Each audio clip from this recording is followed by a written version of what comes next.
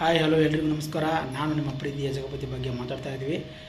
Friends, ಇವತ್ತು ನಮ್ಮ wife dress cutting ಮಾಡ್ತಾಯಿದ್ದಾರೆ. ಚೂಡಿದಾರು ನಿಮ್ಗೇನೋ ತೋರಿಸ್ತಾರಂತೆ ನೋಡಿ ಫ್ರೆಂಡ್ಸ್ ಡ್ರೆಸ್ ಅಳತೆ ತೊಗೊಳ್ತಾ ಇದ್ದಾರೆ ನೋಡಿ. ಫಸ್ಟ್ ಬಾಡಿ ಅಳತೆ ತಗೋಬೇಕು.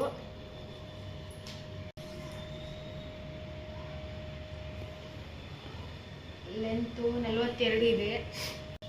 ಹಾಯ್ ಫ್ರೆಂಡ್ಸ್, ನೋಡಿ ಇದೊಂದು ಡಿಸೈನ್ ಕಟ್ಟಿಂಗ್. ಇದು ಫ್ರಂಟು ಸಿಂಪಲ್ ಡಿಸೈನ್ ಇದೆ ನೋಡಿ. ಧ್ವನಿ ಸ್ವಲ್ಪ ಚೇಂಜ್ ಆಗಿದೆ ರೀ, ಕೋಲ್ಡ್ ಆಗಿದೆ, ಫುಲ್ಲು ಕೋಲ್ಡ್ ಆದಾಗ್ರಿಂದ ಸ್ವಲ್ಪ ಚೇಂಜಸ್ ಆಗಿದೆ ನೋಡಿ. ಇದು ಆರ್ಮ್ ಕಟ್ಟಿಂಗ್, ಇದು ಮಾರ್ಕಿಂಗು.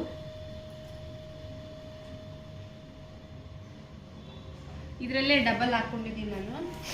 ಎರಡೂ ಇದರಲ್ಲೇ ಬರುತ್ತೆ. ಹಿಂಗೆ ಅಡ್ಡ ಹಾಕೊಂಡ್ರೆ ತುಂಬ ಪೀಸ್ ಕಮ್ಮಿ ಆಗುತ್ತೆ. ಲೈನಿಂಗ್ ಬಟ್ಟೆ ಇದು ನೋಡಿ. ಅವ್ರದ್ದು ಬಾಡಿ ಮೆಜರ್ಮೆಂಟ್ ಇರೋದು 13 ಇದೆ. ನಾನು 1 ಇಂಚ್ ಎಕ್ಸ್ಟ್ರಾ ಇಟ್ಕೊಂಡಿದ್ದೀನಿ.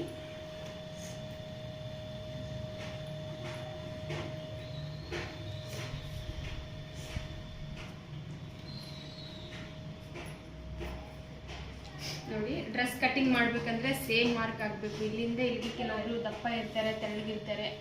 ಅವರು ಡ್ರೆಸ್ ಮೇಲೆ ಡಿಪೆಂಡ್ ಆಗಿ ತೊಗೋಬೇಕು ಮಾರ್ಕಿಂಗ್ನ. ಪ್ರತಿಯೊಬ್ಬರಿಗೆ 12 ಇಂಚ್ ಬರುತ್ತೆ. ನಾನು ಇವ್ರದ್ದು ಸ್ವಲ್ಪ ಜಾಸ್ತಿ ಇರೋದ್ರಿಂದ 14 ತಗೊಂಡಿದ್ದೀನಿ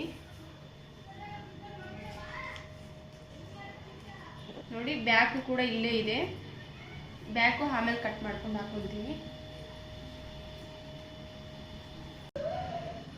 ನೋಡಿ. ಫ್ರಂಟ್ ನೆಕ್ ಕಟ್ ಮಾಡ್ತಾ ಇದ್ದೀನಿ.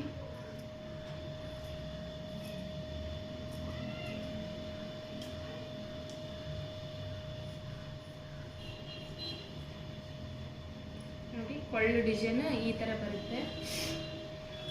ಕೊರಳು ಡಿಸೈನ್ ಅಂತ ಫ್ರೆಂಡ್ಸ್, ಅದು ಫ್ರಂಟ್ ಮುಂದೆ.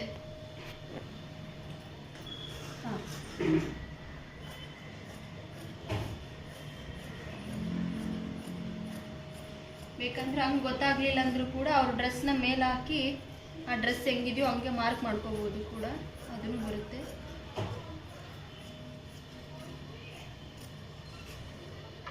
ರೀ ಒಂಚೂರಿಂದ ಸರಿ ರೀ ನೀವು